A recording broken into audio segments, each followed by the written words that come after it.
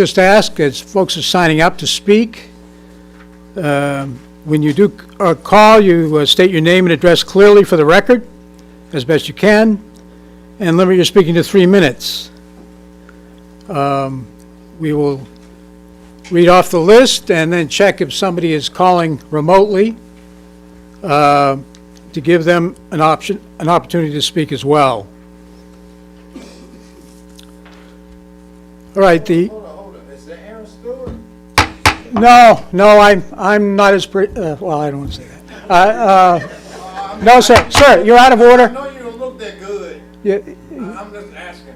I appreciate it, but you're out of order right now, okay? Definitely don't look that good. Thank you. Thank you. I'd like to call up, is it Germanic Morgan? Did I get that right? Everybody's standing up. I recall, sir, please be respectful so as we start the speaking part, okay? All right. Well, let's try Julio Reyes. Is that right?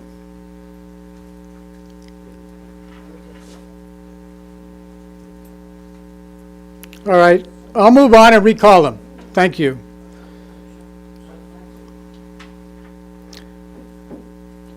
Next is it Menander Arun? Please come up, sir, and state your name and address for the record, and the floor is yours for 3 minutes.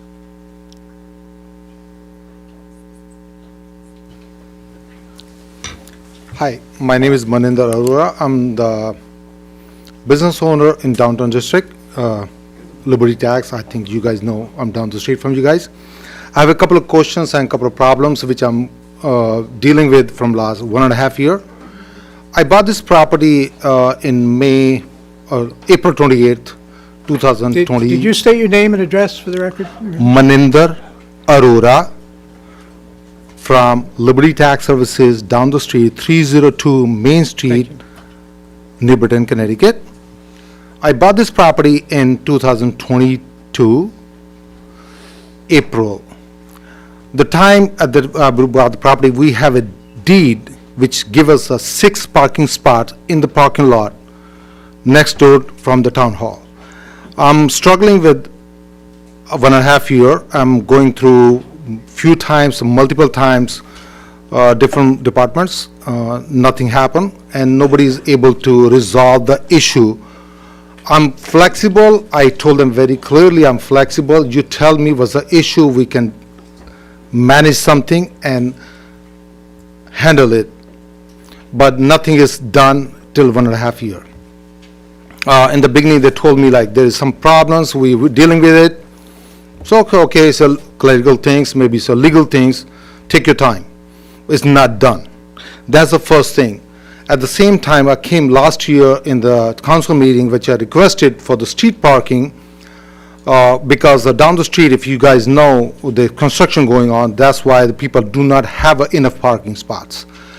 So across my office, there is tons of parking spots which is used by the town people, maybe the different departments. I requested for that part, if they can, everybody can use in the daytime or when the meeting is not there's no any town meeting for those departments, people can use it, free or paid, whatever the convenient for the town. Nothing happened. Second thing, the GoNet.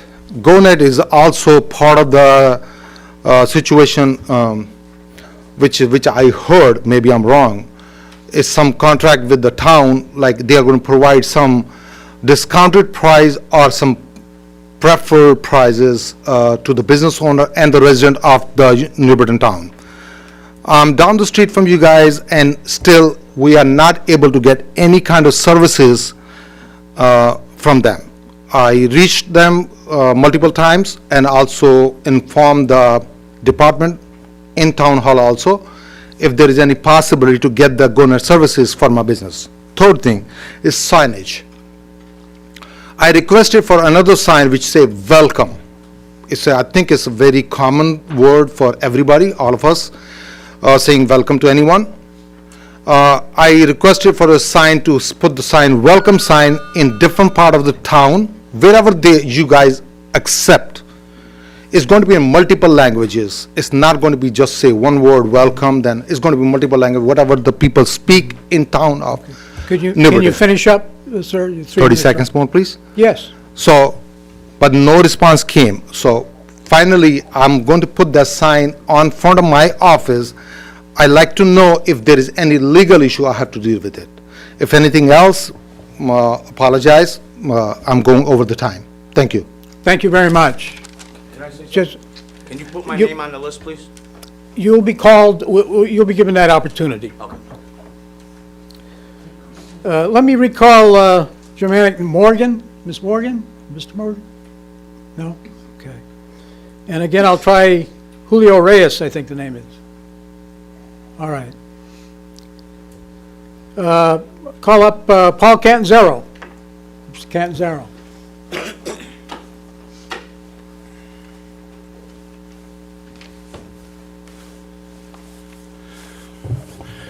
Thank you, Mr. Chairman. Paul Catanzaro, 250 Hillhurst Avenue. Happy New Year. Nice to see some new faces. It's going to take a little while to get used to things, I know you are, but you get it. You get it. We were all new at one point, and then we became old. I'm here tonight to speak about Resolution 1, the fire contract. As a retired city employee and former union president, and kind of the unwritten rule we had on the council for many, many years is when the contract comes to us, the city okayed it and the union okayed it. They negotiated in good faith and they came to an agreement. So it was kind of just, we were just kind of putting our stamp on it. So, because we are not involved in the negotiations. So, they both agreed. So I think it should be a smooth sailing for both sides, in my opinion. The next several items are grants for our fire department, which add up to a lot of money. And I really want to commend our chief and the staff in the fire department that go out and get those grants. There's money there for the taking, and we're very, very lucky to have people to write the grants to augment our fire department and all the expensive equipment and stuff that we have to have. And in a city like ours, that helps tremendously. So I just want to give kudos to the chief and his staff. Of course, all the firefighters also. So as a new fire commissioner, that's why I'm here, to show support to our fire department. So thank you, Mr. Chairman. Thank you, Mr. Catanzaro. Our next speaker is Giacchino Oliphant.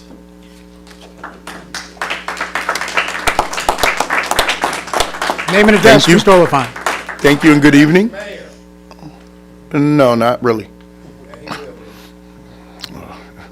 Anyway, I really don't know what I really want to talk about because there's so many different things. But one thing that does stand out to me, the shelters that you have out here that are in position to be able to be support for the homeless, it's a cesspool of travesty.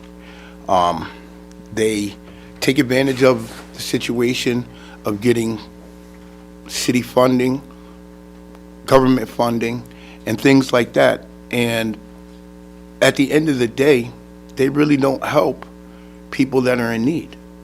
They act like they want to help everybody, but they do the minimal, give the minimal for whatever. Now, I've been homeless for about 3 years, and I've survived.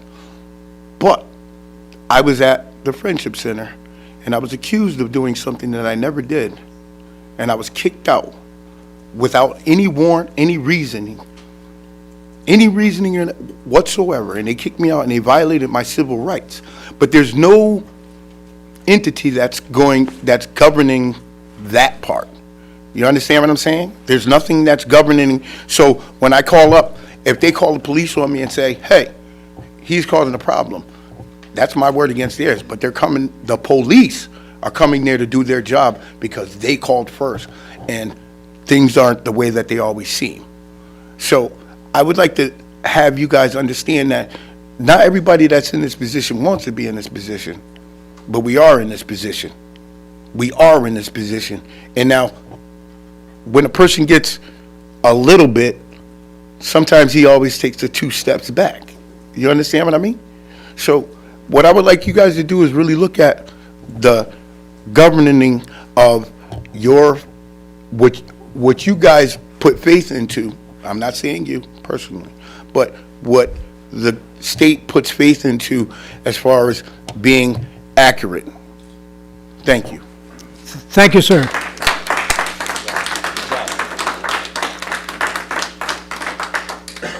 The next name I have is a Paul, I don't have a clear last name. 3 minutes, just state your name and address as best you can.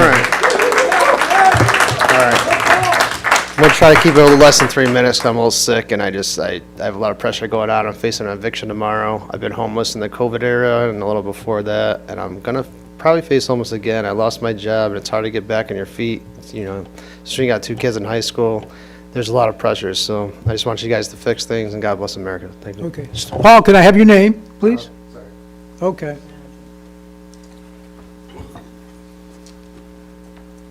I have another first name, a Mike from Talcott. Sit down. Mike, just come up, please give your name, first and last, and address, if you can.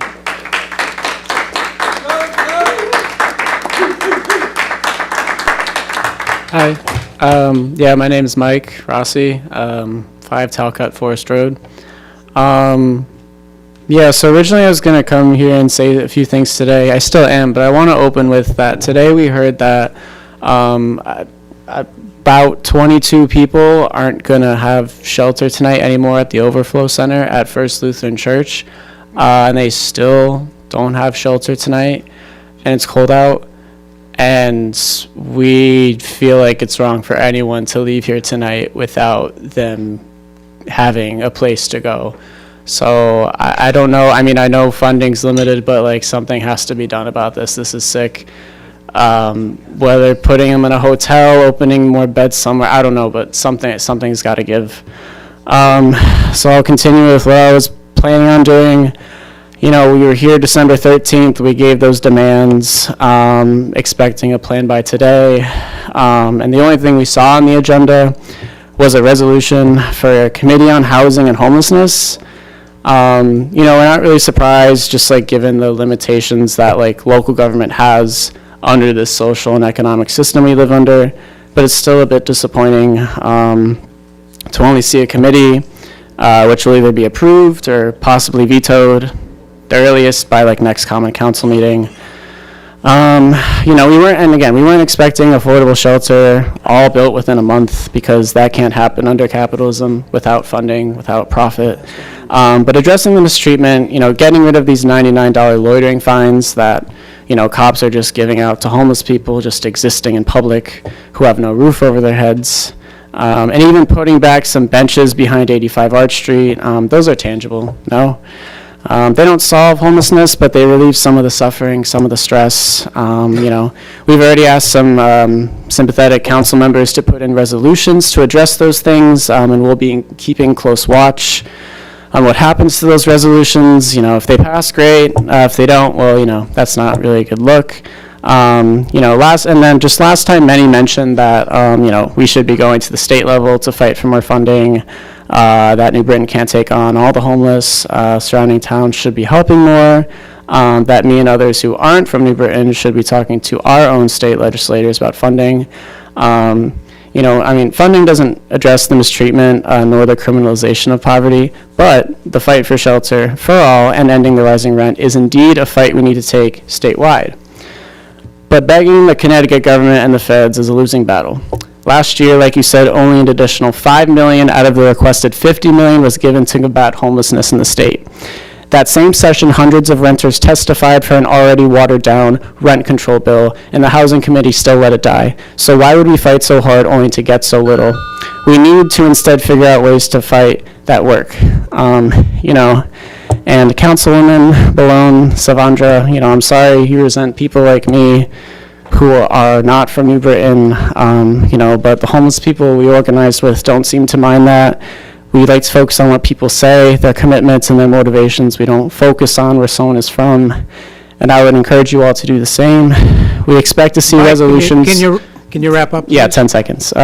We expect to see resolutions to repeal ordinances that criminalize homelessness, that put back the benches behind 85 Arch Street, and address the mistreatment on the agenda on next Common Council meeting on 1/24. Mike, could you just state your name and address again for the record? Thanks. Mike Rossi, 5 Talcott Forest. Road, Farmington. Can I get that? All right. Thanks, Mike.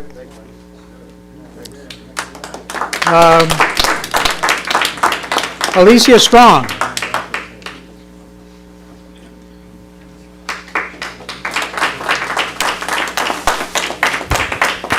Alicia Strong, 2017 Corbin Ave.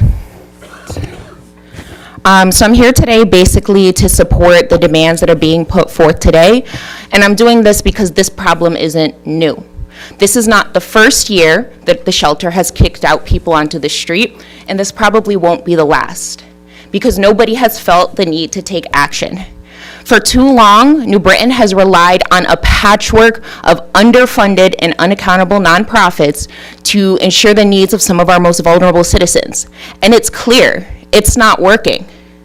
What's really happening is we're taking advantage of the fact that we have the fast track here and the fact that we're in close proximity to Hartford to try to push people out and let it be somebody else's problem. And that is absolutely not okay. And when the budget comes up, because I know it's coming, there needs to be funds for the unhoused and there needs to be funds for tenants in this city. There needs to be funds to help people. What's happening is not a joke. We have one of the highest eviction rates here in the city. And for those who want to say gentrification isn't happening, look at the numbers.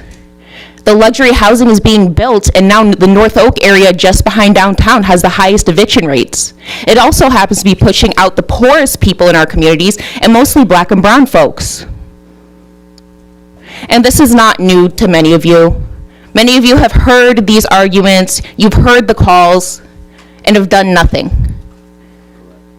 It's not fair.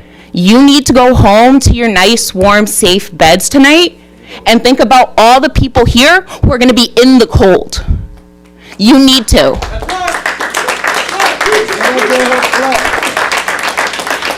And I know you can't solve things overnight. You can't wave a magic wand. I understand how the bureaucracy works, but you can at least try. You can at least be vocal, be supportive. You can at least call out the mayor when she goes and puts in all of these beautiful 20-year tax breaks for luxury apartments when we have people sleeping on the street.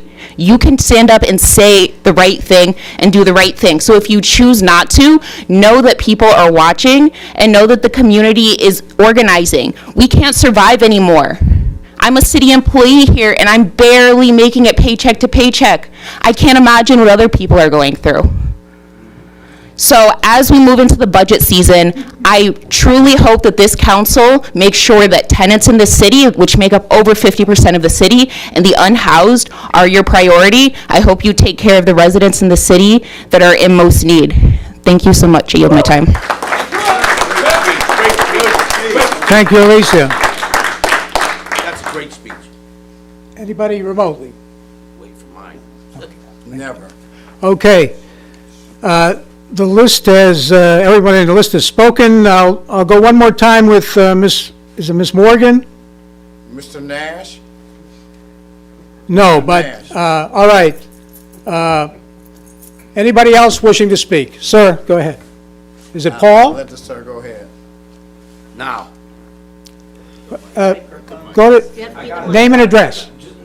can I meditate for a second? The purpose of, meditated while you're standing there. the purpose of the process, sir, I got you, but I is got to you. give everybody I who got you. wants to a I chance got to you. speak, so respect the I got you. process. I got you.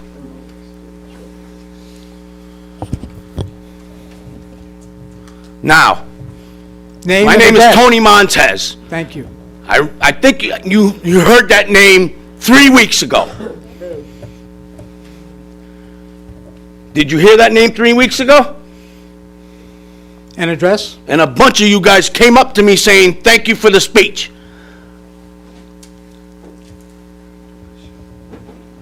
I live in Newington, at the VA. I'm a veteran. And you guys better wake up. What I mean by that, I'm not saying negatively.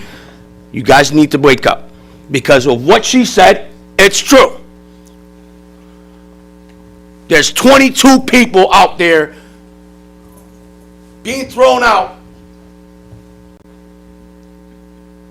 that shouldn't happen. The other thing, and I mean this sincerely, and you better listen to me. I'm not joking about this. I'm real.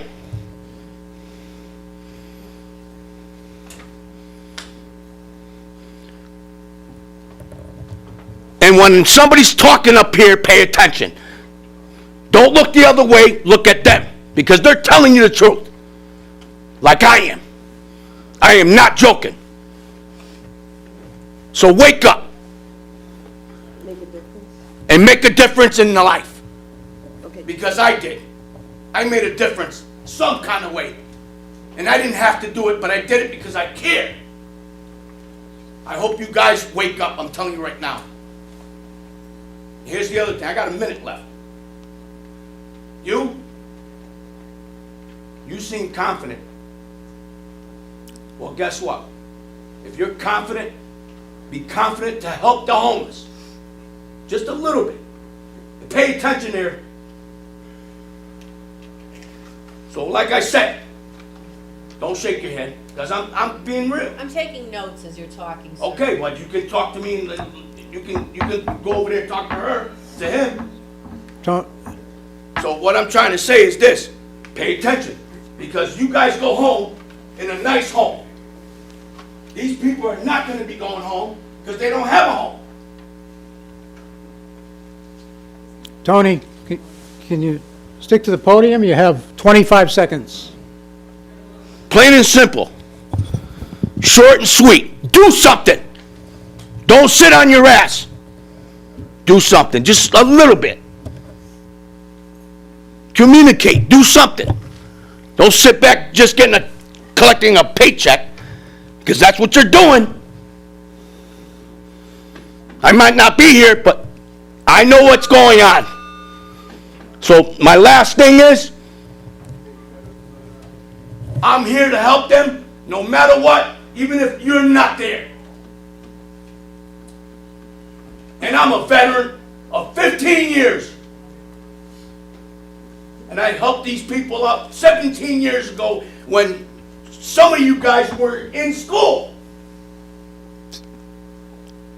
Tony, thanks very much for coming back, speaking.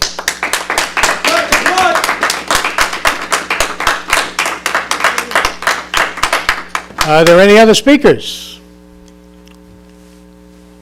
You ready? Yes, sir. Name and address, as best you can, for the record. 3 minutes. Hi, my name is Abe Nelson.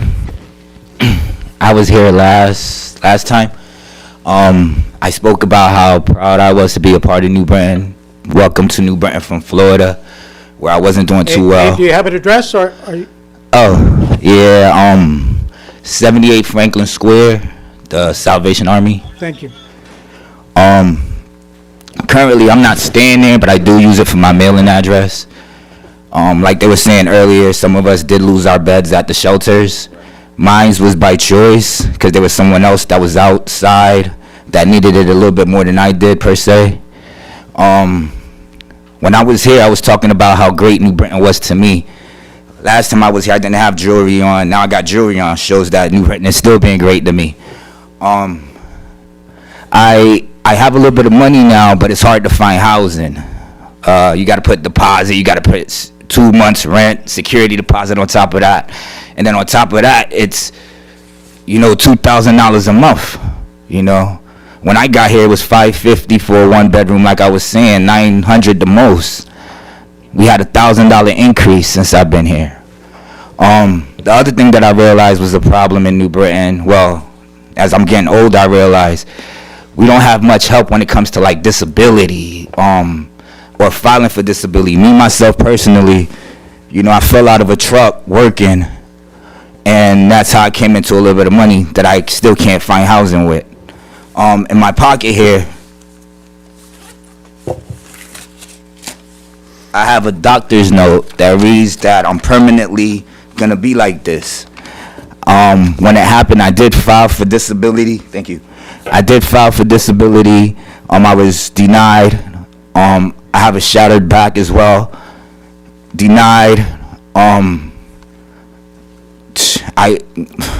Like I said, that's part of the problem, the denying process, for whatever that reason is. Everything's being held up, so now I'm running through my money. Hotels are, $600 a week? I'm homeless, So that's part of the problems. So we need rent reduction. We need a cap on as far as landlords can raise their rents, because, $1,000 increase, that's a lot. $1,000 increase on rent, that's a lot. We need a cap on that. We need to help people file for disability that can't do it. For some reason, I can't get through. I'm having a very difficult, hard time getting through with disability when I've been hurt over 3 years. Doctor notes state that it's going to be permanently like this, and I'm still having a hard time. That's all I got to say. Thank you. Thanks, Abe. Thanks for coming back.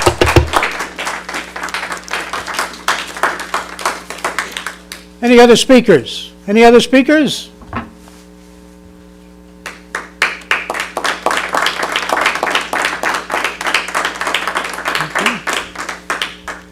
All right, name and address, as best you can, and you have 3 minutes. The floor is yours. My name is Pamela Stille. I live at 57 Court Street. I was coming from the bus and I heard them coming here, and I asked somebody what this was about, and when they told me, it broke my heart.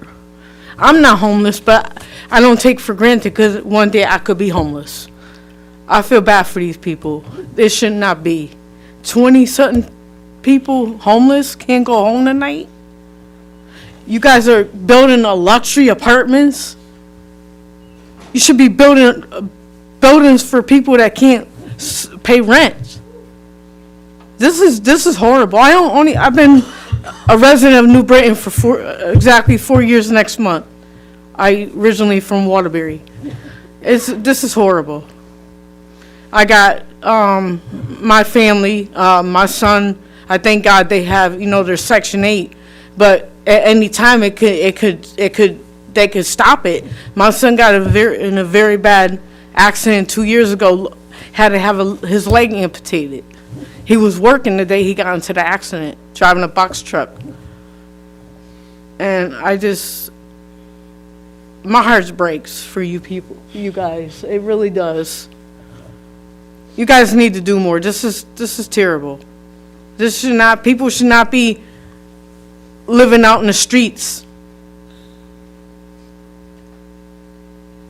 That's all I have to say. Thank you very much.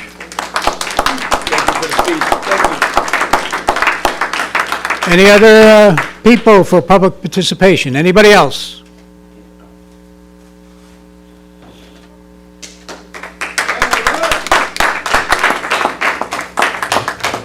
My name is Claude Sirweiss. I live at 40 Chestnut Street, apartment 212. Last time I was there, I was overwhelmed. I wasn't prepared or anything. Only my heart spoke out. And it was people need help. And I do appreciate that every one of you are doing the best you can with what you have to work with. I understand that. And I would like to make a statement about let the people who do have the problems maybe start a committee or something like that to listen to people one-on-one, to find out what they can tell you, to be able to come to a resolution to fix the problem. Because the people, like with the Constitution, right, the preamble goes like this. that in order to form a more perfect union, okay? So to form a more perfect union is you don't push aside the people at the bottom. You work with those people and get the result that you're looking for to accomplish it. If you put them aside, you'll never achieve it. Never. So start doing something about that. That's what everybody's trying to say. Okay. Thank you, Claude. Thank you.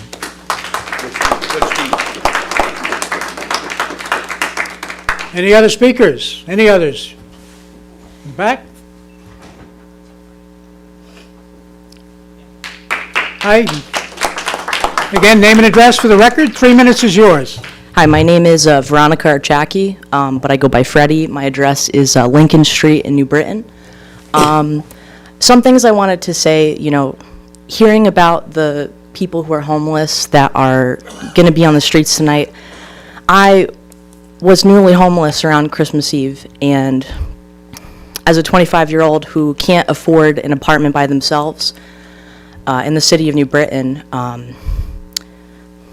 I became homeless, and I maxed out a credit card, and I stayed in a hotel. But I had started to visit, you know, all of the wonderful people in the churches, going to free dinners to get food, and I met a lot of homeless people there.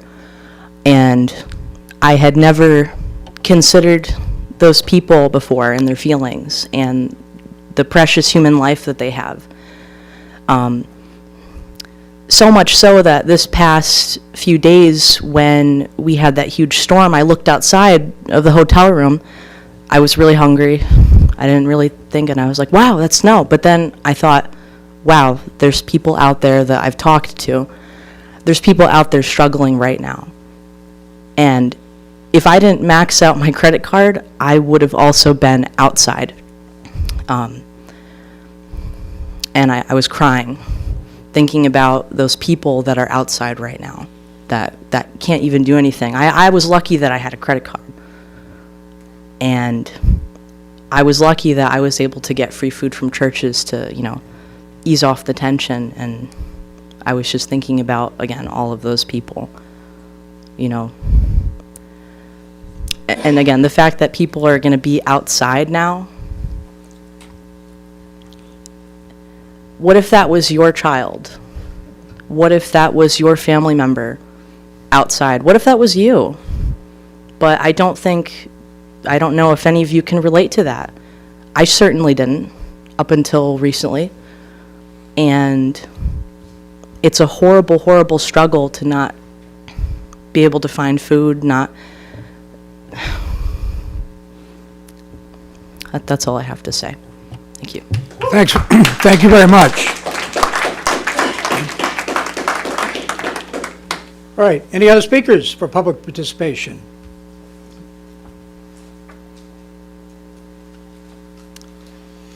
Name and address, please, and you have 3 minutes. Thank you. My name is Nell Srinath. My address is 28 Devonshire Court, Avon, Connecticut. Once again, I'm not from New Britain, and once again, I did not expect to speak up here tonight.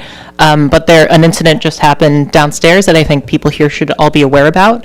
A member of our community, a member of our organization, was just escorted out of the building without any police present, with a friend present, you know, ostensibly to keep him safe. And then 3 police officers arrested him and threw him in a cruiser as soon as he exited the building. And now he's gone simply for the crime of, you know, not being able to allow to use the bathroom in here. This is the kind of instability, insecurity, and repression that homeless people that we speak to day in and day out face every day. There's really a war on the poor in this city, and we could see that from the conditions that poor, working class, and homeless people face, whereas the developers get tax abatements for 1/4 of a century simply because they're welcoming wealthy people into the city. The people who live here already don't have the luxury of building $20 million developments. They don't get rewarded for exploiting tenants and pricing people out of the community. And the people who are getting priced out, the people who are displaced already, are punished, in many cases, simply for existing. I'm not sure exactly what the facts of the case that just happened downstairs are, but what I do know is that it speaks to a dire condition of poor people in the city of New Britain, and I think that's something that people on the council, people in this community, if you are comfortable economically, need to consider and reckon with and grapple with, because really, in this position, you have people's lives in your hands, and as an organization and as a community, we're not seeing you guys address or internalize that urgency. 22 people are going to be spending the night outside in temperatures that are definitely going to be freezing, if not freezing, at least uninhabitable. Our friend is going to spend the night in jail. That is that is not what a community is. That is not how you run a community, and I think this should be very alarming for anyone who is in a position of power here tonight. That's all. Thank you. Thanks for speaking.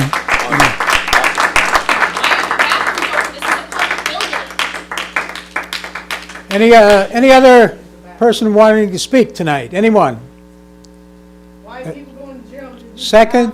I didn't know you had to be a certain class to use the Second call. Anybody else want to speak? The wealthy can piss out. Come on up.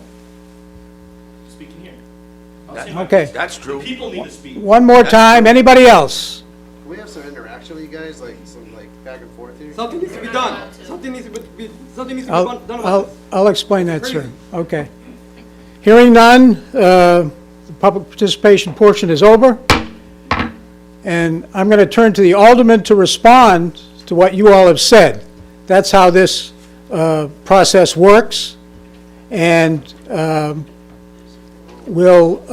again, I'm sure some of my colleagues have something to say. So I'll open the floor to the alderman to respond to your concerns. Alderwoman McAdam. I'm going to keep it real short because I am in contact with all of you. Yes, you are.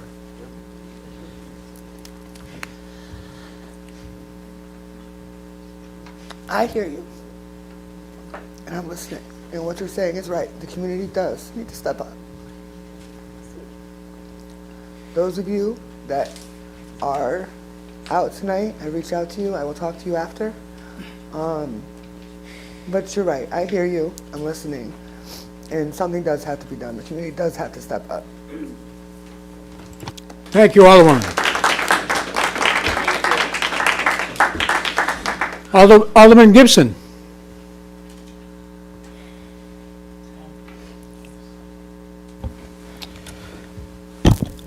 Good evening. And just for those who wanted to know, I'm going to let you know I'm new, right? But my experience of homelessness resonate deep in my soul, to the core of my soul. I'm here now, but that's not has always been the case. I experienced homelessness as a child, right? From 10 to 13. I've been in a shelter in Waterbury, in a hotel, and if it wasn't for my sister, who had 2 kids, took in my mother and my other siblings in a 4-room apartment. We were fortunate. We were fortunate to get out. I was fortunate to be able to go on and be prosperous here in New Britain. But this traumatic experience gave me a sense of responsibility to make a difference in the life of others, especially the youth who faced similar challenges, right? This is what I made a strong commitment to challenge stereotypes and help alleviate the barriers to promote a compassionate society where homelessness is seen as a society issue that we as a community have a responsibility to address. And I agree, it's a complex situation. It's a multi-tier system approach. My vision has always geared toward raising awareness and support to help prevent and eradicate homelessness in this community. I serve proudly on the board of directors of the Hoops for Homeless, and I work with the Consolidated School Districts to the Road to Recovery with Youth Homelessness program. In addition, I founded my own nonprofit to help bring across this awareness. I don't have an answer, and I'm not going to sit here and pretend that I do, but I will assess, I will be informed, and we will sit down and see where we can make a strategic approach. And my heart goes out to all you guys. Thank you. Thank you, Alderman. Any other alderpersons? Alderwoman Saavedra. Okay, thank you very much. I'm Sharon Saavedra, and I just want to address two different issues. I know in your mind they collide, but for me, I want to address them separately. The gentrification that you were saying exists in the city of New Britain, and then the issue of homelessness. So in terms of your criticism of luxury apartments and downtown development, all the downtown development is happening in either vacant buildings or buildings being erected. There is nobody being displaced by any downtown development. Ask The- Norfolk residents. The prices when you build luxury Now, apartments. this is the time for the alderpersons to respond. Please be respectful. She was laughing at people while other people were speaking. I didn't laugh at anyone, and you were the same guy that filmed me the last time you were here with your ignorance. There's All a right. point of order for them too, Please, Nate. let's let the alderpersons respond. You shouldn't be saying that. I was asked to pay attention when you all spoke, and I did, and I took scrupulous notes on every single person that spoke. I have a list of 12. If I missed one of you, I'm sorry. I care about the issue of homelessness. I've been educating myself on homelessness since the first woman spoke on my first meeting in November. I've been on a tour of the Friendship Center and the Hope Center. I've been to the Community Services Department twice now to talk about what their services are. And today I went to Planning and Development to ask about the 3 different pots of money that are used to fund different programs in the city that address homelessness, diversion programs to keep people from becoming homeless, rapid rehousing. I'm learning. I am not an expert. I said that the last time. I'm trying to learn. I did not laugh at a single person because I don't find homelessness funny at all. Okay? I care about what's happening in the city of New Britain. What I don't like is to be attacked and told what my life, you're making assumptions about who I am and what my life experiences are, and you do not know that. I appreciate you all sharing your life experiences with me so that I can make informed decisions and educate myself to work on this problem as we move forward. We were asked at the last meeting, we were demanded by a speaker or two to have a resolution of homelessness today. Now, come on. That's insane. We can't solve homelessness in a month, but what we can do is tell you what action steps has happened this has between been the happening last for years. meeting to Tony. this meeting and every meeting that will follow. We could talk about the variety of action steps that are happening to learn and attack the issue of homelessness. And there are things happening on both sides of the aisle. It's not just the Democratic caucus. Both the Mayor's Rudd caucus and the Democratic caucus are both working to discuss what's currently happening in the city of New Britain around the issue of homelessness and what is feasible for us to do as a city and what we could do working with our partners. Those discussions are happening. We're not just, you don't just come here during public participation and then we go home to our nice, warm, cozy beds that you all assume is happening and forget about you. That is not happening. We are not forgetting about you. As a matter of fact, when the snowstorm hit over the weekend, many of us were texting each other, asking each other what we think is happening and calling different shelters and asking what the capacity is. We have 2 aldermen from the Rudd caucus that went out on the streets looking for people who were homeless during the snowstorm. So I'm telling you that we care about what's happening, okay? We care about what's happening.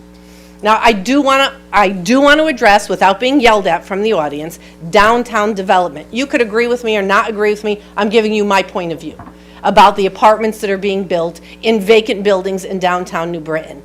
The services that you are asking for to be built into the city budget have to be paid by somebody. Tax revenue has to be generated to pay for the services that you are asking for. I'm not opposed to the services you're asking for. What I'm looking for is a revenue source to fund those. And those downtown apartment buildings, bringing taxpayers into the city of New Britain, helps the general fund budget. And then when we get new money, we as a council can look and collectively decide how that new money should be spent, okay? So, I can only speak to the last 3 months that I've been on the city council. Well, and telling you what I'm doing and where I'm coming from. And I'm tired of being interrupted and yelled at by people who have an axe to grind with Mayor Stewart, okay? This is not about Mayor Stewart, because all of us have a responsibility here. Whoever the mayor is, we all, as 15 elected aldermen, have to answer for our own individual choices, the votes we take and the actions that we take. So hold us accountable for what we're doing as an individual. But the footprint of New Britain's housing stock has not diminished. Not a single person has been displaced with the development of downtown. And in those agreements where there's tax abatements, we are still drawing more income, even with the tax abatement, than we would if nobody built a development to begin with. So you might have a developer get a 20 years tax break. That doesn't mean they're not paying taxes. That means the tax is on a graduated schedule, and every year they're paying a little bit more. But they're still paying, and we're still deriving income from them, and that income goes into the general fund that then we decide how to spend that money, and we tackle some of your issues as we generate revenue. But to talk about that we should not want people who are wealthier to live in our city is ridiculous, because we need to have a balance of needs, a balance of revenue. We have to generate money to spend it. I care about you. We may come at it from different points of view. I am still learning, and I'm spending hours of my time going and meeting with different services to try and address your needs. It's not going to happen overnight. And you could come up to the podium and give us an arbitrary deadline. I'm telling you right now, we're not going to meet it. We're not going to meet an arbitrary deadline, because we collectively have to get together and talk about what we have, who funds it, how the money flows, how those services. Some of you complained about the Friendship Center. We all went on a tour of the Friendship Center. Maybe we saw something different. Maybe we saw what they wanted us to see. But it's interesting to now ask questions based on your testimony. But what I don't want to be told is that I'm laughing at people or that I'm not paying attention to people. I'm listening, I'm writing, I'm studying, I'm calling people, I'm meeting with people, I'm learning. What I also don't want to be told is that we have to be so focused on the needs that we can't simultaneously develop the city to be a vibrant city to help generate revenue to fund those needs. They go hand in hand. Thank you. Any other alderpersons? Alderman Simpson. So, thank you everybody for coming out here. I hope we're enjoying the warmth and not being out on the street just quite yet.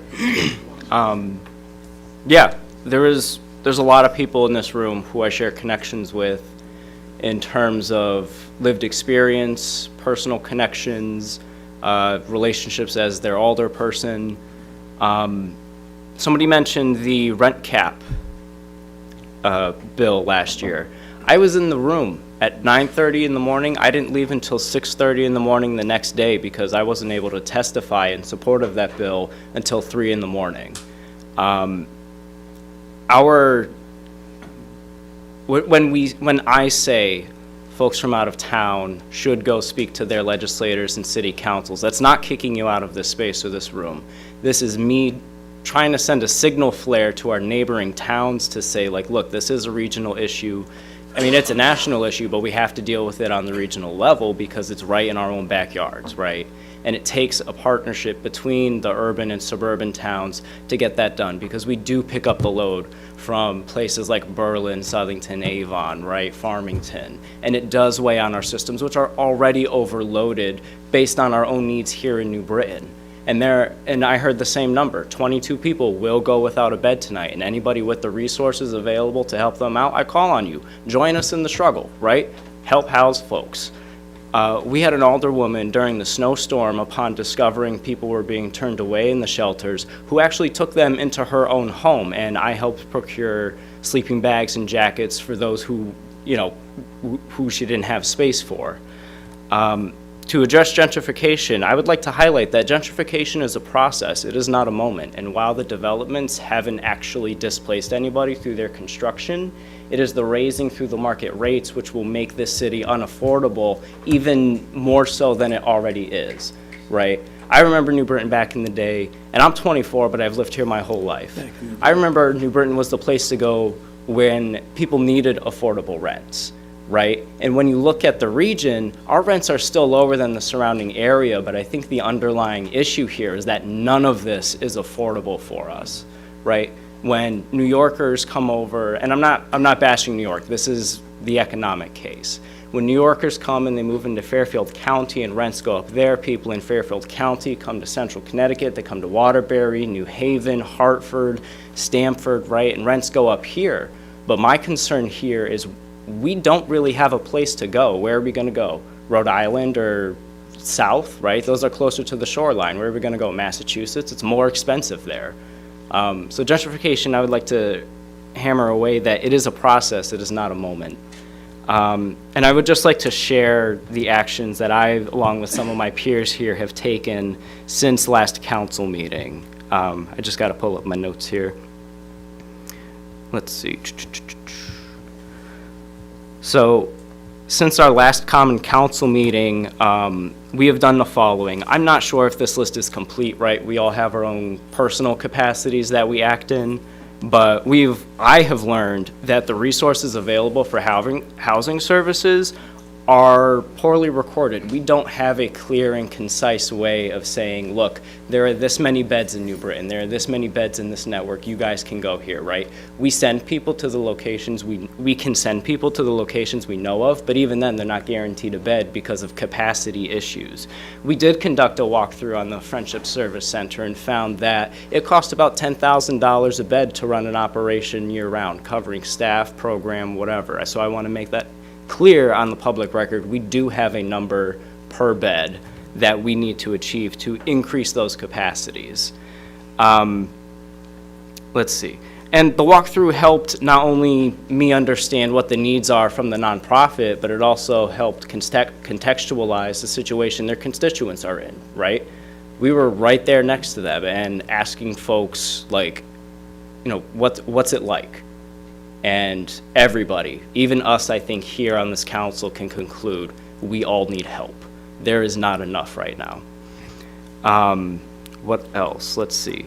I helped our public housing residents establish a collective organizing body to rebuild a sense of community, which has been lost over the past couple of decades. Now they have a voice to help them organize throughout city decisions and their day-to-day lives, primarily with the Mount Pleasant redevelopment. I've also aided in a material manner some of those affected by houselessness, going back to the snowstorm day. Our services are overwhelmed and we need regional infrastructure support that is responsive enough to ensure that this doesn't happen. This being the 22 folks who are going without a bed tonight. This being the folks who are removed from warmth during the largest snowstorm of the year. I know we're 10 days in, but I'm going to say probably within the last 6 months, that's the largest snowstorm we've seen. And people went out on the streets because we're overwhelmed. And I know that these efforts here are a drop in the bucket, but I want the room to know that that there are folks among us and within the community who are taking on this work that is needed to establish a stable housing model. And again, most of us councilors are new. We're still getting familiar with our roles and our limitations as council people, but so far, I do think we are giving it all. And I'm excited to see where these projects going forward. And I'm not going to bash anybody using the word ignorance here. We are all learning. And I want us to be able to have space for each other in this conversation. You have demands. We do too. But we need to recognize that everybody in this room has the council as a tool to achieve change. It is not a personal battle. It is not red or blue. This is houselessness. Thank you. Thank you, Alderman Simpson. Way to be, Nathan. Any other alderpersons want to comment on public participation? Any others? Any others? Hearing none? Oh, I'm sorry, Alderwoman Scott. Hi, so again, I want to thank you guys all for coming. I really think that this is what community looks like. I'm glad that you guys are coming out and speaking on your concerns because this is the place to do it. And we do hear you. I know it's frustrating, but we do hear you.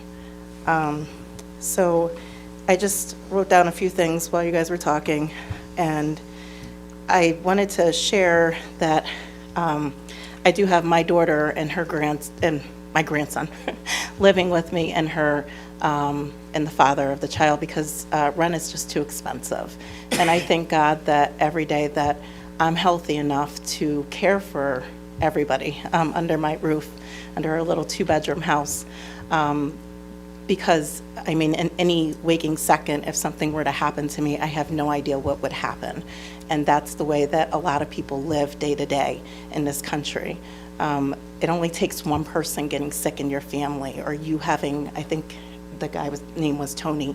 He had mentioned that 3 weeks ago. he had a injury, and you know that happens all the time in this country. I referred the movie Sicko. I think it's Michael Moore who wrote it, who produced it and everything. It's a really good movie about the healthcare in this country and people just losing their homes, losing everything over one incident. So I don't appreciate blaming victims, right? I mean, when something happens to you, it's not necessarily your fault. And I know that everybody here is working hard to try to address the concerns. Thank you. And we're trying to do it within our means. And we do have that resolution, and I think that it's good because it will help with oversight of the situation, that there are funds being distributed, and there's no checks and balances going on right now, not appropriate ones anyway. And I think that we need to be meeting people where they are, with more individual care, because everybody has a separate and unique issue. And so I'm hoping that we can see more of that happening. I did learn a lot during the Friendship Tour, the Friendship Center tour, and I have spoken with many of you and met with many of you, and I hope that that continues. I hope we continue to build that relationship, because that's how I can learn how we can help better and we can connect. All of us can connect together to help you.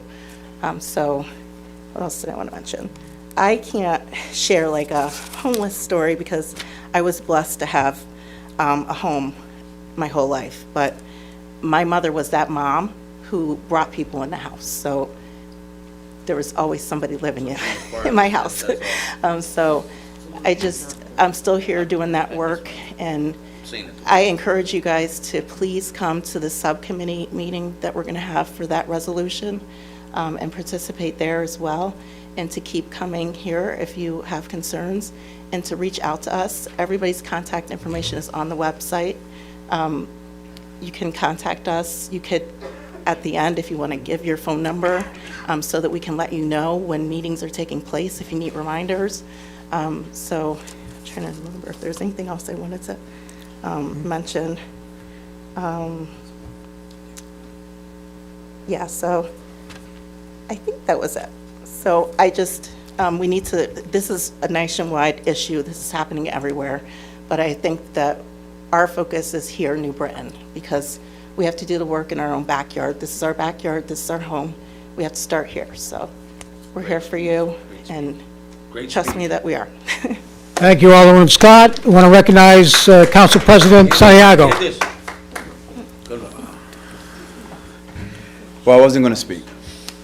She spoke some good word. I mean, everybody spoke from the heart. That's one thing I got to give you. The day that you guys came here, we've been working. We've been working our butts off.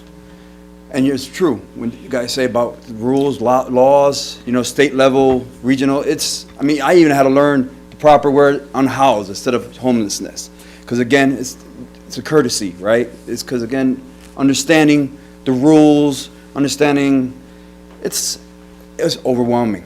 It's everyone. Just even being on your side, I understood that side, and then being on this side is even, it's like you're like bond, like there's so many litigations and things that you have to try to break through that we're not stopping though.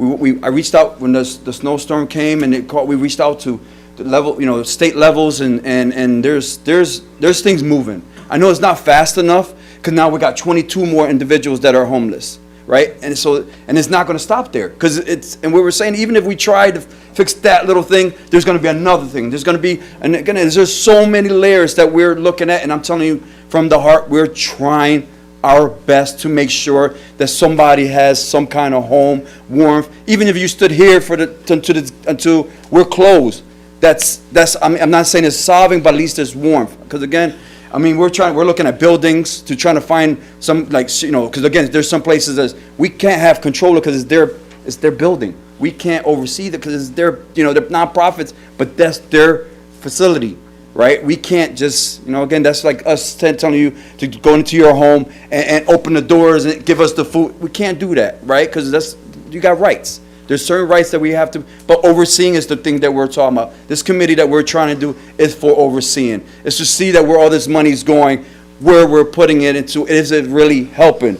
Because again, that's the problem with some of these programs. And I'm not saying they're all terrible, because again, there's some that do remarkable work, but with their hands are tied also, right? Because the fundings and everything's about the dollar. And that is, we're talking about even the infrastructure, things that, it's all about the dollar. Everybody's coming in, it's all about the money. It's not about humanity anymore, if you really look at it anymore. Even neighbors, because again, if you look, I remember when I was a kid, we know everybody in the neighborhood. Everybody knew each other. Now, you barely know your next door neighbor. Or they barely know, they don't even chat call no more. Everything's text. There's no social, there's nothing like, and so again, everything becomes the dollar, right? We got to break that. We got to break that thing. And again, I'm happy that you guys are here. This is the most participation that's been going on, and it has to be this way, right?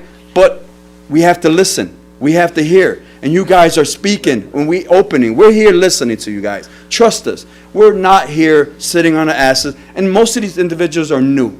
So they're still learning the process, just being a council member, right? And then now getting this issue of the whole homelessness or unhoused. Sorry, let me get this again.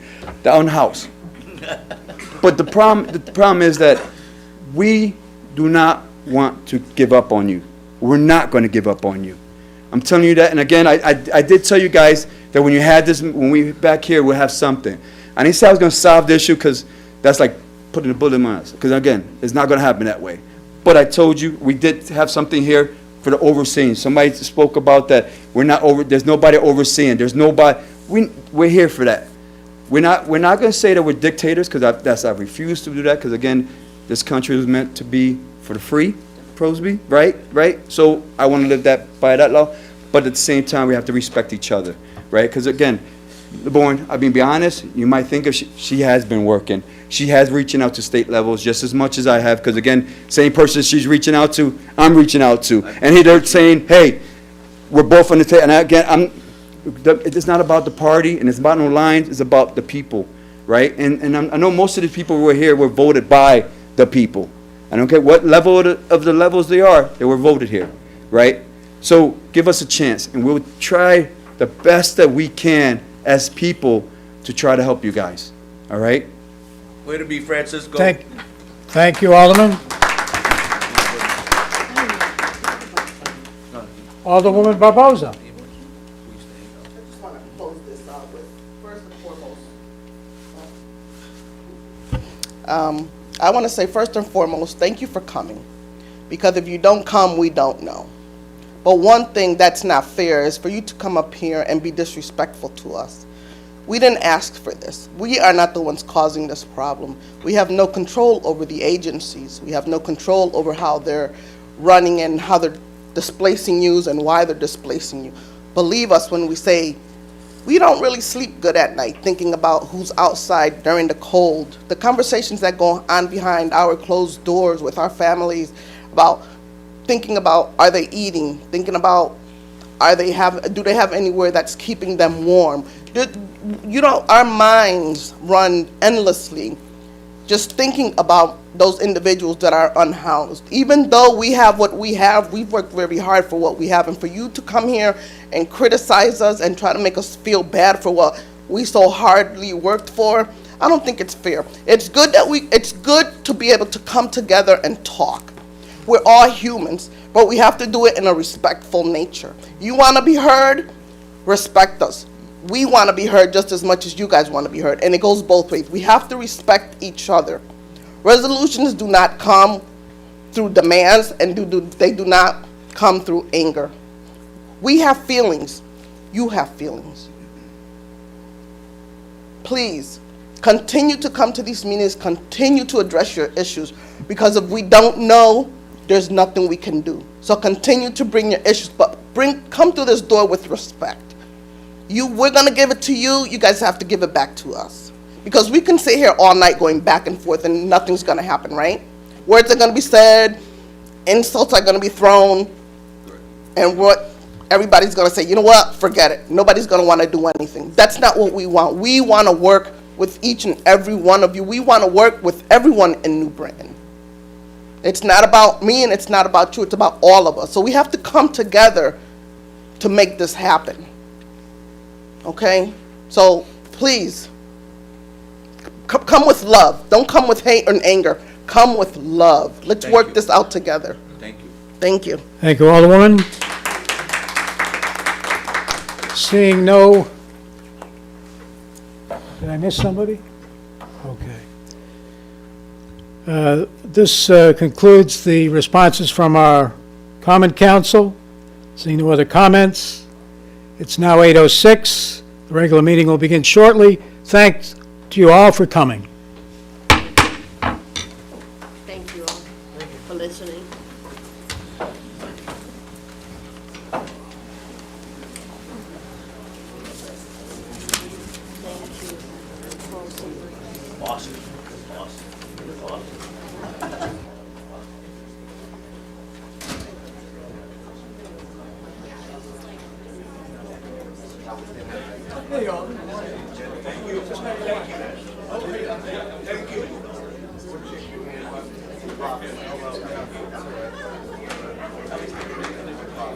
Yeah, no, I just got over mine. I think the skiing might have helped, honestly. I just sort of,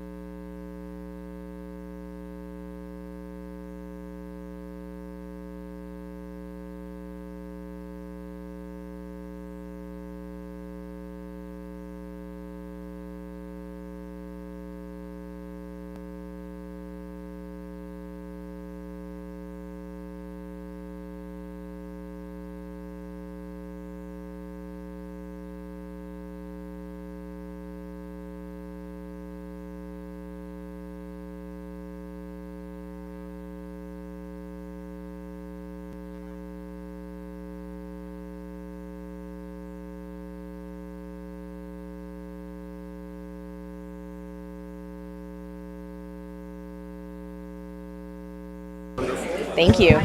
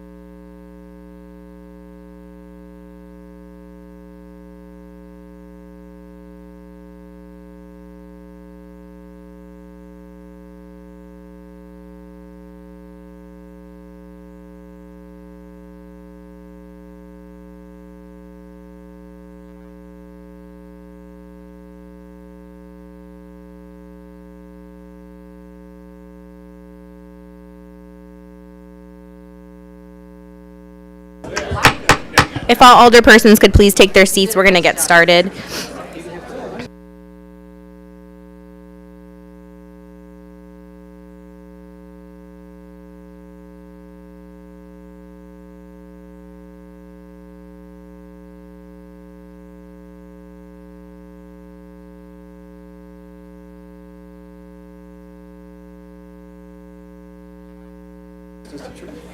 All right.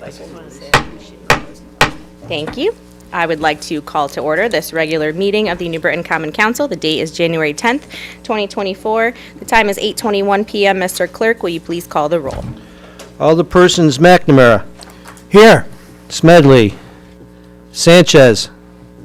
Beloin Saavedra. Simpson. Present. Russell. Barbosa. Hargraves. McAdam. Gibson. Scott. Connors. Malinowski.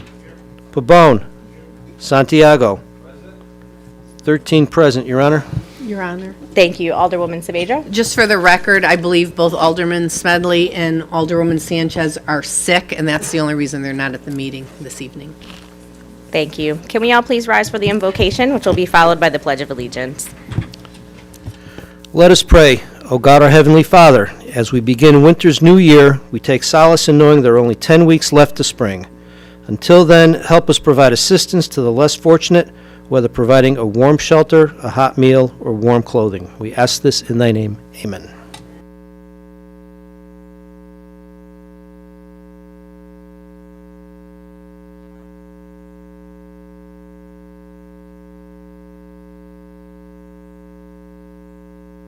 Thank you very much. All right, Alderman Santiago, do we have any minutes this evening? No, Your Honor. And any amendments? No, Your Honor. All right, Mr. Clerk, we have some petitions. Yes, Your Honor, we have 6. The first one is from Alderwoman Barbosa for the appropriate departments to provide information regarding alcohol nips bottles. Send that to the Finance Department, please. Okay, the second is from Alderpersons Sanchez and Barbosa for the appropriate departments to conduct a study to determine safety mechanisms and to prohibit drag racing in front of School 2 apartments on South Main Street. Police Commission, please. Okay, number 3 from Alderperson Scott for the appropriate departments to conduct a traffic study at the intersection of Ellis Street and Bassett Street. Police Commission. Number 4 from Alderperson Scott for the appropriate departments to install stop signs on Arch Street at the intersection of Grand Street to create a 3-way stop sign. Police Commission, please. Number 5 from Alderperson Smedley, signed by Alderperson Saavedra, to change A1 multifamily low-density district to A2 multifamily houses moderate density district, bounded by Myrtle Street to the south, Bond Street to the east, Broad Street to the north, and 40 Leo Street to the west, to SRD Special Residential Design District. Thank you. This has to do with the Mount Pleasant renovation project. Yes. So we're going to refer that to City Plan and also the Zoning Committee. Okay, number 6, from Alderperson Connors, to please provide a report on this request for appropriate departments to conduct a traffic study on Carlton Street and Commonwealth Avenue for possible speed-reducing recommendations in this area. We'll send that to the Police Commission as well. That's it, Your Honor. All right. Thank you very much. Alderman Santiago for the consent agenda this evening. Thank you, Your Honor. I make a motion to accept consent agenda item A, B, C, and F. I have a second by Alderwoman Beloin Saavedra. Are there any questions or comments on the consent agenda? All those, Mr. Clerk, will you please call the roll? Alderpersons McNamara. Aye. Beloin Saavedra. Simpson. Okay. Thank you. Yes. Russell. Barbosa. Hargraves. McAdam. Gibson. Scott. Connors. Malinowski. Pabon. Santiago. Yes. 13-0, Your Honor. Thank you. Motion carries. Item D, Alderwoman Barbosa. I make a motion to accept and refer to Committee on Administration, Finance, and Law. I have a second by Alderman Santiago. We're looking for, it's item 36310, the number of Spanish-speaking employees in each department. I urge referral. Thank you very much, Alderwoman. Are there any questions or comments on the referral? All those in favor, please signify by saying aye. Aye. Any opposed? Motion carries. Item E, Alderwoman Scott. Thank you. I make a motion to accept item E and refer to the Committee of Administrative, Finance, and Law. I have a second by Alderman Santiago. Alderwoman? Yeah, we have some concerns, and we'd like to ask some questions regarding the report. Okay. Any questions or comments on this? All those in favor of the referral, please signify by saying aye. Aye. Any opposed? Motion carries. Moving to resolution number 1 this evening, Alderman Santiago. Thank you, Your Honor. I make a motion to accept and adopt item number 1. I have a second by Alderman Malinowski. Your Honor, I make a motion to go into executive session with all members of the council, the mayor, Justin Dorsey, Chief Ortiz, Assistant Chief Peter Tawi, Yep. Attorney Raymond Hassett, Gennaro, and Mary Pokorski, Pizarro. I have a motion made to go into executive session. I've got a second by Alderman Malinowski. All those in favor of going to executive session? Aye. Say aye. Aye. Anybody opposed? Huh? I always forget that one, executive session, because you don't need it to come out. Roll You need a call. motion to come out of it. Yeah, go ahead, Mr. Clerk. Sorry. Alderpersons McNamara. Aye. Beloin Saavedra. Yes. Simpson. Yes. Russell. It's a voice. Barbosa. Out of executive. Hargraves. McAdam. Gibson. Scott. Connors. Malinowski. Pabon.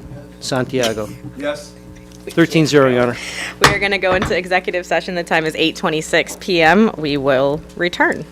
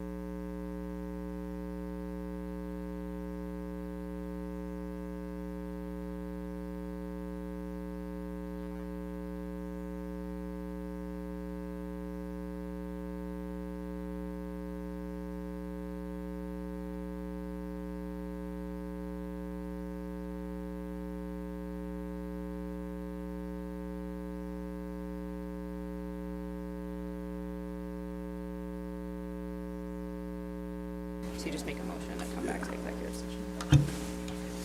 Make a motion to come back from executive session? Second, all those in favor of returning, say aye. Aye. We're returned. The time is 8:48 PM, Mr. Clerk. And the item on the table is resolution number 1 that was made the motion by Alderman Santiago and seconded by Alderman Malinowski. Now that we're returned from executive session, is there any further discussion on the motion that's on the table? Seeing and hearing none, all those in favor of item number 1, please signify by saying aye. Aye. Any opposed? Motion carries. Thank you. Thank you. Resolution number 2 tonight, Alderman Malinowski. Thank you, Your Honor. I make a motion to accept and adopt item 2. I have a second from Alderman Russell. And this is, I had the wrong resolution in my hand. This is for the 2021 Assistance to Firefighters Grant for Electronic Personnel Accountability Systems. And through you, Your Honor, I would like to call up Chief Ortiz to ask a few questions. Sure thing. Chief, would you please approach the podium?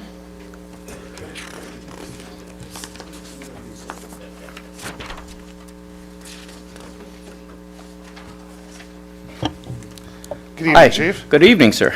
Can you just explain to us what these accountability systems are and how they help our fire department? Yeah, absolutely. So we wrote a grant, I want to say maybe a little over a year ago, and we're finally moving forward with, after multiple trials with different vendors, we settled on an accountability system that allows us to track our firefighters to keep them safer.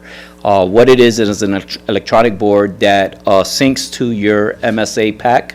So when they go into a building, we would be able to track them in real time right on the fire ground. If they're in trouble, we would probably know that they're in trouble before they even know they're in trouble. It would be able to track air monitoring as well as what location they're in and what floor. And this is grant funded as well? Yeah, absolutely, yeah. Most of these big ticket items are grant funded. We appreciate you and we appreciate the grant writers too. Yes, sir. Thank you. Thank you, and I urge adoption. Thank you. Any other questions or comments? All those in favor, please signify by saying aye. Any opposed? Motion carries. Alderman Malinowski. Thank you, Your Honor. I resolution make a number motion to accept and adopt item 2, or 3? 3. Three. The second by Alderman Russell. Thank you. And through you, Your Honor, I would like to ask the chief about this resolution as well. Chief, it's your show through item 6. Through 6? So you might as well just stay there. Yeah, we're here. Tell us a little bit about these professional development courses, please. And I'm sorry, I just have to see what the resolution is real quick, just to see which one, because there's 6 of them.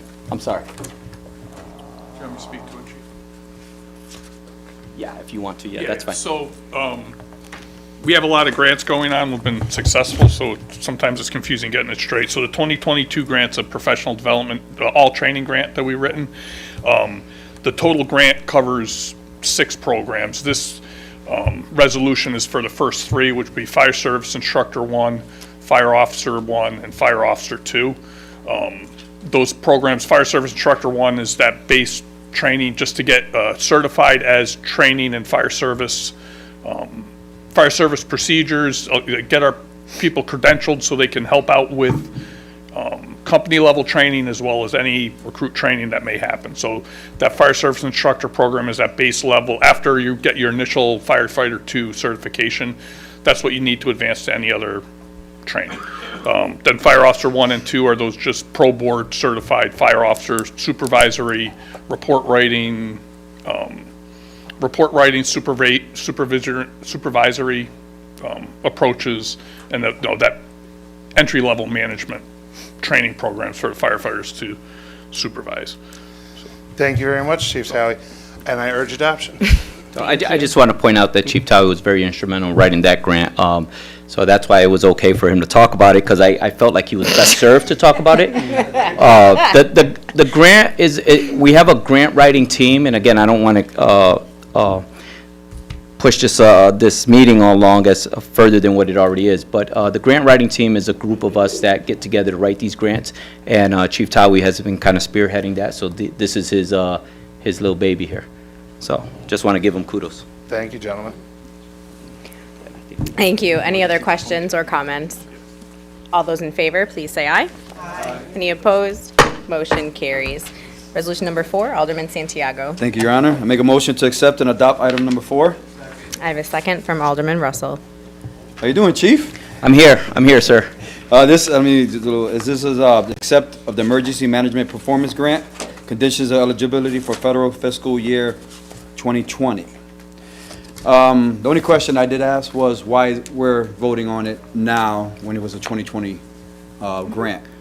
And Chief, you may want to explain a Sure, little bit of this. absolutely. Thank you. So we tend to fill out this paperwork when we receive it. We received it back in October for 2020, this past October. Then we made a request that if we're going to have to do 2023 or 2022, can we just wait and do it all at once, which they allowed us to do. So we're basically at the mercy of the state as to whenever they decide to give us the paperwork to fill out, and then when we're at their mercy again as to when they want to disperse those funds. So we fill out the paperwork, and then we kind of chase them down for the funds for the Emergency Management Performance Grant.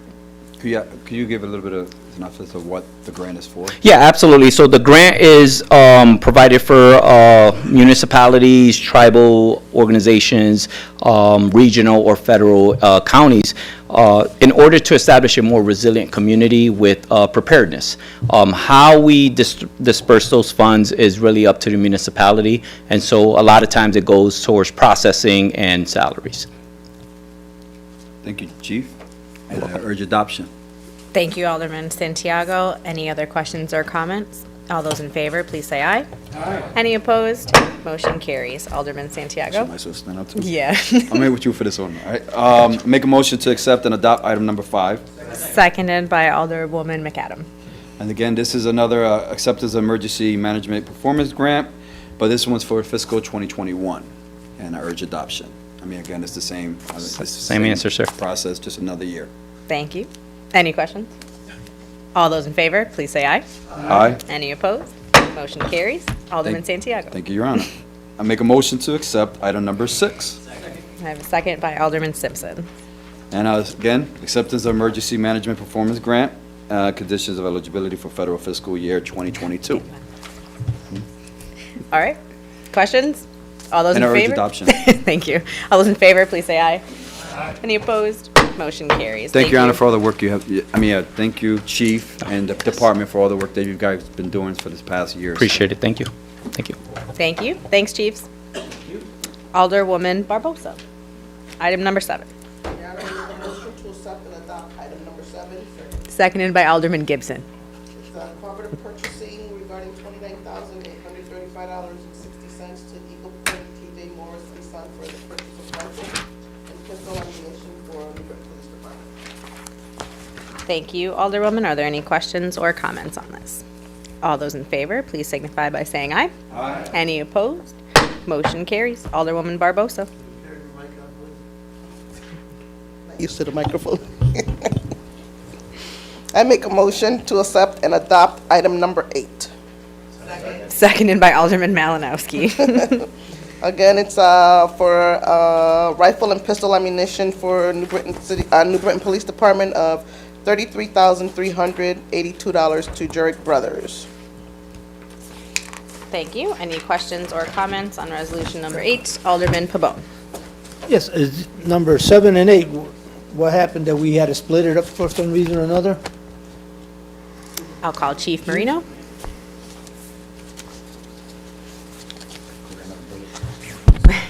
Sure, Alderman.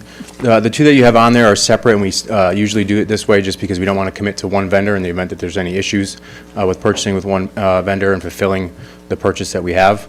We've got a pretty good system in place, especially after a couple of years ago where we were running into a backlog in actually having orders fulfilled across the country.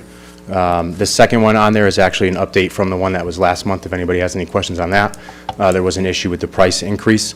We do try to make those as soon as we can to avoid problems like that, and we do try to stack up just in order to have some on reserve, so. All right, thank you, sir. Yep. I urge adoption. Thank you. Any other questions or comments?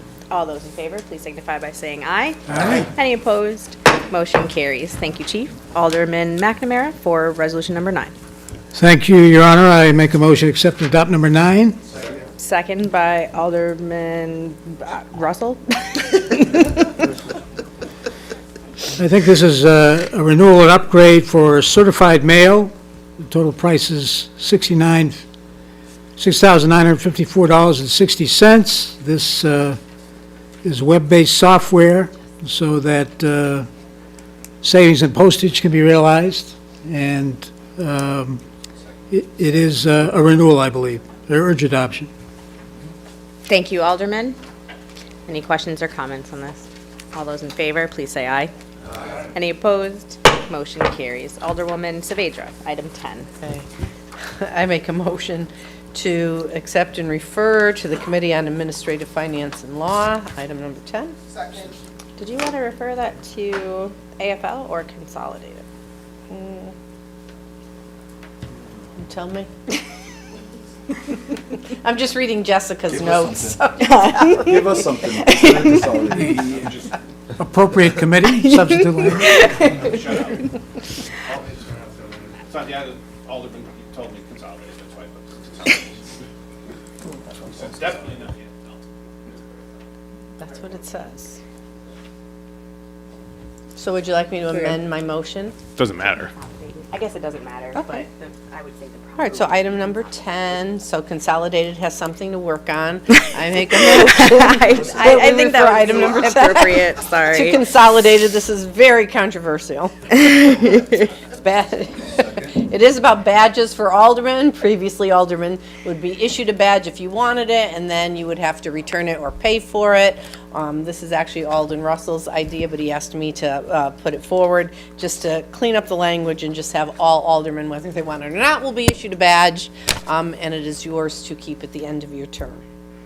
Thank you, Alderwoman. Just to clarify for Mr. Clerk, the motion was made by Alderwoman Saavedra, seconded by Alderman Santiago. The referral is to the Consolidated Subcommittee. Yes, and I urge referral. Thank you. Any other questions or comments on this referral? All those in favor, please say aye. Aye. Any opposed?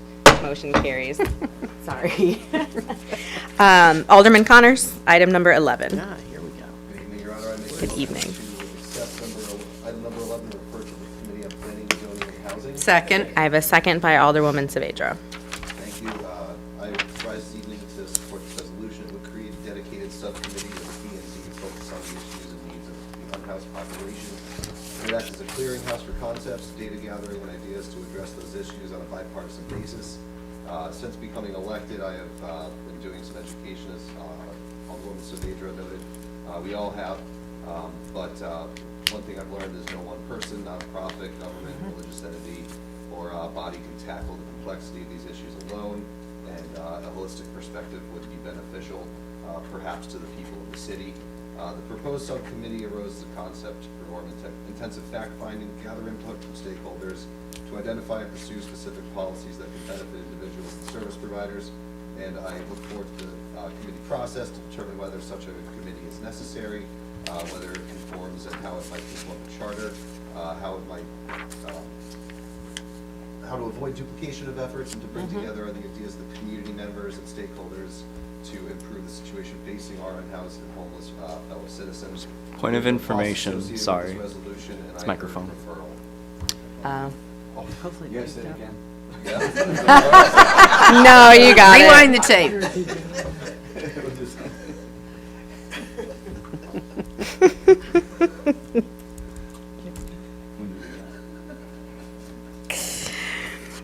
Second. Alderwoman Saavedra seconded it. Is there any questions or comments on this referral to PZ&H? All those in favor, please signify by saying aye. Aye. Any opposed? Motion carries. Alderwoman Scott, resolution number 12 this evening. Thank you, Your Honor. I urge to make a motion to accept number 12. I have a second from Alderman Santiago.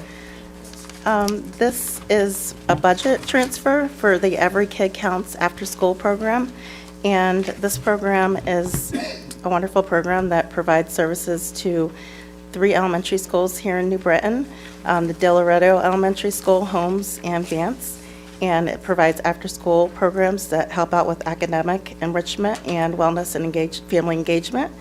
And they're asking to transfer their funds from full-time salaries to some part-time their Medicare, their, for rental and leasing and materials and supplies and fees and members and for their conferences. So I urge to adopt to assist them in this.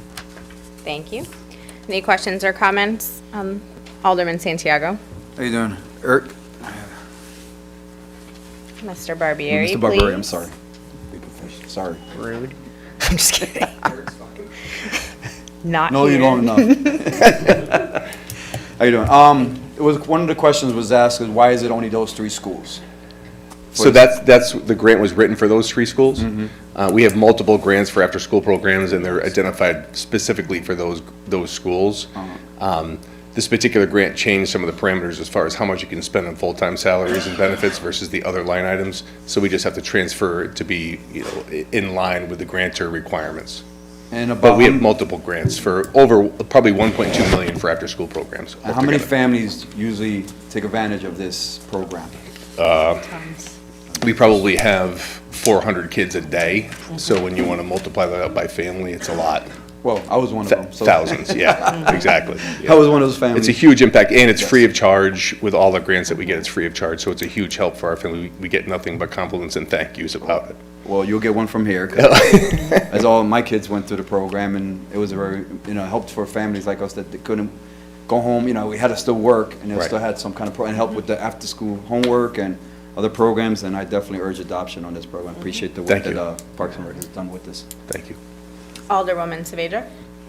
Hello, Hello, Mr. Alderwoman. Barbieri. So do all the schools, Park and Rec through some grant, touches all the schools with after-school programming? at the Yes, elementary except the level? high school, Yeah, yes. that's what I thought. Elementary and So middle, Just yeah. wanted to make sure things were still the same since I left. Yep. I'm going to ask this question only because I like to put it out there and because you service my disabled children so well. How does the after-school program help kids with disabilities, such as autism, participate in the program? So I'm also the ADA coordinator for the city, as you well know, and I'm proud to be that for the city. The thing with the ADA is that you have to address every need as an individual basis, and so things change. So you could have someone who needs an individual one-to-one in after-school program, or you try to assimilate someone into a group, knowing that they're going to need maybe a little bit more attention than another. But there's no magic wand that says we're going to do this with this individual at any time. And the ADA is pretty clear that you have to work with those with disabilities all the time, and we go above and beyond, in my opinion, to make sure that that happens, because it's the right thing to do, but also because we've seen changes in kids' lives by just having them assimilate and have friends, even just in the after-school program area, forget the regular day. So it's hugely impactful, and so yes, when we have individual needs that come up, we sit with the child, the parent, or the caregiver, whoever that might be, to assess what is the best environment for them. It might not be that that child can attend 5 days a week. It might not be that it's 3 days a week, but whatever it is, we come to an agreement and you solve it through a little bit of negotiation and what's best for the child.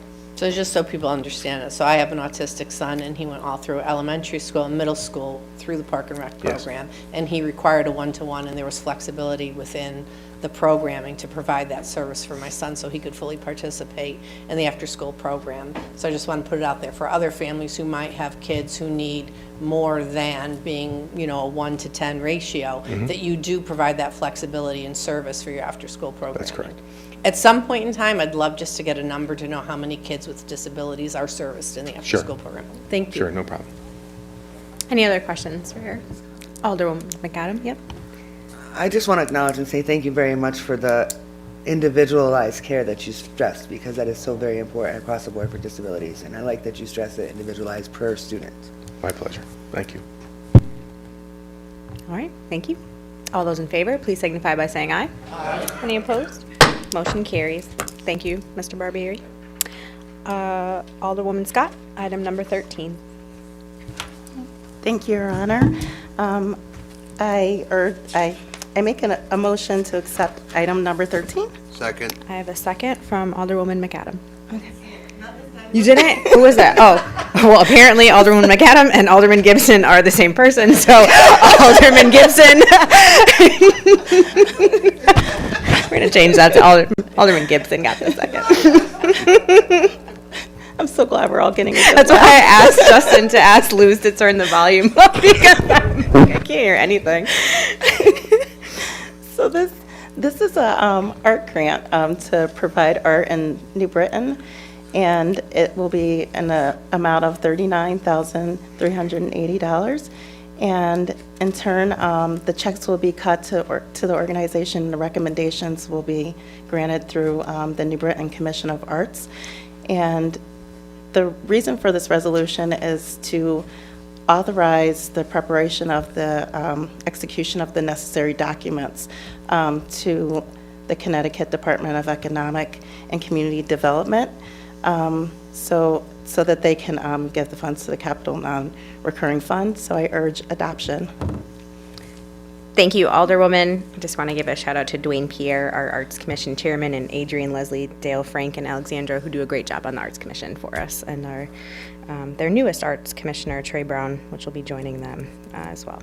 So, yes, shout out to them for the work that they do in putting the work forward to do this. All those in favor, please signify by saying aye. Aye. Any opposed? Motion carries. Alderman Malinowski. Thank you, Your Honor. I make a motion to accept and adopt item 14. I have a second from Alderman Simpson. And this is for engineering on-call services in the amount of $22,000 to BSC Group for them to assist with the preparation of the West Main Street Complete Streets Load Step application, and I urge adoption.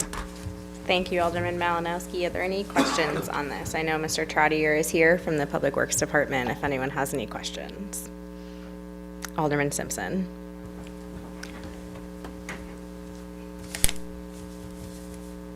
I'll just let you get to there before, I grill you. No, I'm kidding. I'm just wondering, what area of West Main Street is this project taking place in?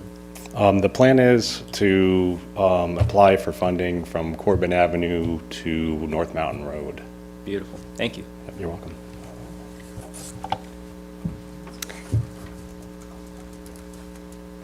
Any other questions or comments on this?